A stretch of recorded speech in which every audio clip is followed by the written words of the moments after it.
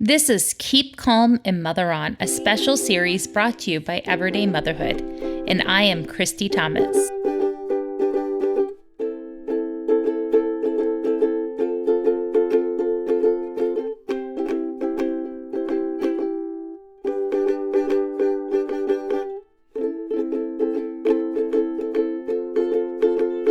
Thanks, Lucy. You're welcome. Also, that was my ukulele. Way to go, kid. Today is Tuesday, April 14th. Let's go. I am so excited to showcase and host all the tips that moms around the world have sent in to me through the SpeakPipe website. Thank you for showing that we're better together and that parenting is too serious to do alone. I firmly believe that you're the right mom for your kids and your kids are the right kids for you. We've got this. Today's tip is to teach your kids your favorite song from when you were like 10, 11, or 12. I mean, I'm sure the lyrics are ridiculous and that the music is actually pretty awful. But take the time and share with them something that was one of your favorite things. Now it's time for your tips. Do you know what to do when there's people out there that don't want to respect the 6 feet distance between you and them when you talk to them? Well, use this trick, and you can also teach it to your kids. Whenever you talk to them, pretend that they have really bad breath, and so do you. So wherever communication occurs, it's not going to be directly face-to-face. It's going to be more shoulder-to-shoulder or maybe a little further, and that way you make sure that if they have the virus, which you don't know, you don't get it, because it's going to be spread towards one of your sides.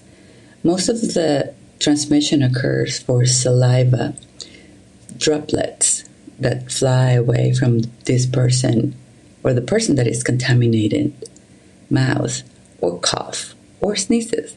So that is one of the ways that you can do it whenever you need to go out and about. Also, it's a good way to teach your kids how to do it because, you know, people don't want to be unpolite, and you have taught your kids to be so respectful and look at people at their eyes. But this is a different time of life, and they need to learn how to protect themselves and also how to protect the family. So that way, nor you or your kids or your husband will bring the virus home. So I hope that this tip helped you. My name is Dr. Vanessa Lapointe. I'm a registered psychologist, parenting educator, mom, and the author of 2 best-selling books, Discipline Without Damage and Parenting Right from the Start. And I wanted to reach out to you moms today to let you know that you really do have the power to shape your experience of this global pandemic situation. You see, our thoughts create our reality. And so if we aren't loving our reality, all we have to do is turn inward rather than continue to be focused so outward. We look inside, we check our thoughts, we figure out how our thoughts are coloring the way that we're seeing the world around us. When you change the way you look at things, the things that you look at change. And it really is all a story. From the very beginning, we make it all up. And so if we don't like the story, if we don't like the ending, if we don't like how it's all feeling, we only have to go inside and develop a new way of thinking or a new perception. So are you stuck at home or are you safe at home? Are your kids making you mental while you're all in isolation together? Or are you really grateful for the time together as a family? Do you have to work from home or do you get to work from home? Is this all awful and horrible, or is this an opportunity for growth and learning?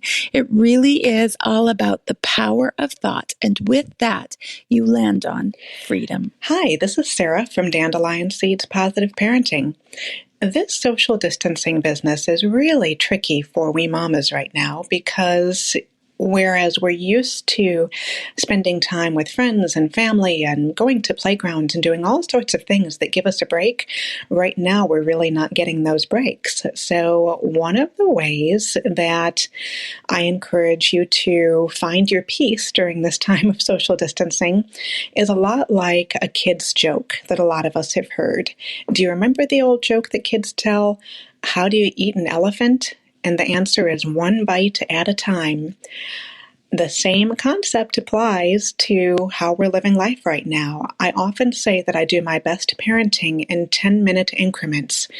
If my family is doing something that I don't particularly enjoy, for example, if my daughter is playing Legos, and I confess, I really don't like playing Legos very much. If I look at the clock and tell myself, I can do this for 10 minutes, I can power through almost anything while being aware that I have a set time.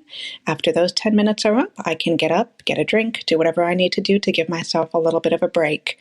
And after those 10 minutes are up, I often find that I have another 10 minutes in me to make it through. You can do this too, social distancing or not. You've got 10 minutes to be a great parent. Hey, my name is Deanna Mason, and I am a monetization clarity consultant with Refresh Moms, and I work a lot with mom entrepreneurs that are really feeling the intensity of this social distancing season. And one of the main tips that I think I can give to them, and it's something I actually need for myself, is forecasting my downtime, forecasting time that I can actually step away from work and either plug in completely with family or just reset and refresh myself. I'm actually finding the need to do this week. My children are on spring break. My husband has Friday off for Good Friday, and I am the only one in the house that has to work the entire week. So I'm like, you know what? Let me go ahead and clear my calendar for Friday in order to be able to have some downtime with them as well as self-care time with me. So that is my tip. Even when we're not social distancing, as a mom with younger kids in the home, if you are homeschooling or, you're a 24/7 parent around the clock, or even if you're not, if your children step away and go to school during the day, just being able to look at your calendar and forecast when you need a break, communicating that to everyone in the home, and actually taking time to reset and refresh. Hi, this is Amy from The Thoughtful Parent. We're all at home with our kids now during this time, and we're practicing social distancing. And I think sometimes it's hard for kids to really understand why we need to stay at home and why they have to miss out on fun things that they're used to doing. So one thing we've started to do in our house is to try to make it a little more personal as to why we're staying at home. So who in our life or our community are we helping by staying at home? So it might be someone like elderly grandparents who might be more likely to get sick, or it could be someone that we know in our family who works in healthcare that's helping people who are sick. Anything that helps make it more personal for kids to understand why it's important to stay home. I think that helps them stay motivated to do the things that we need to do at home. And in a larger sense, I think it also helps them learn more about empathy and develop a kind-heartedness, because they understand that they're doing something that's selfless and something that's helping other people in their community. Thank you for listening, and I need your help keeping this project going strong. So far, I've collected over 165 tips, but we still need more. Right now, the end date for me is projected to be June 10th. And in order to get there, I need about 180 more messages.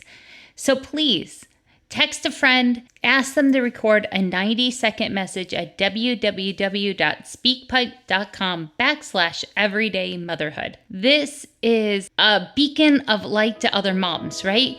I know that you have really resonated with this project. I see all the social media likes and shares. I've gotten personal messages, and I am so glad to know that I'm not doing this alone, especially on days like today where I just sat on the floor and cried because I spilled cat litter. So know that you're in this together with me, and I appreciate you. Want to chat about today's tips? Go check out the Facebook group, Everyday Motherhood Fans. You'll need to know that I run every day to get in. Thank you, and I'm glad that you're here.